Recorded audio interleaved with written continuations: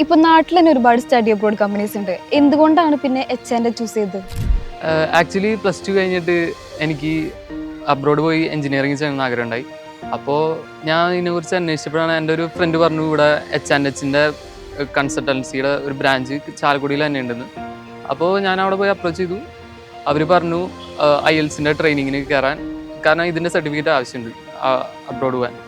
Training എന്ന് വെച്ചാൽ നല്ല ഇൻട്രസ്റ്റിംഗ് ആയിരുന്നു. കാരണം അവിടുത്തെ സാറും സ്റ്റാഫും എല്ലാം തുടക്കം തൊട്ട് എൻ്റെ വരെ നല്ല സപ്പോർട്ട് ഉണ്ടായി. സ്റ്റാഫൊക്കെ എല്ലാ ഡേറ്റ്സും എല്ലാം ഫോളോ അപ്പ് ചെയ്ത് രജിസ്ട്രേഷൻ എല്ലാം കംപ്ലീറ്റ് ചെയ്തു. ആ ഹെഡേക്ക് ഉണ്ടായില്ല.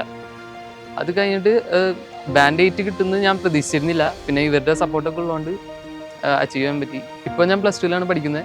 ഇത് കഴിഞ്ഞിട്ട് ഓസ്ട്രിയയിൽ ആർട്ടിഫിഷ്യൽ ഇൻ്റലിജൻസിൽ ബാച്ചിലേഴ്സ് ചെയ്യാനാണ് ആഗ്രഹം.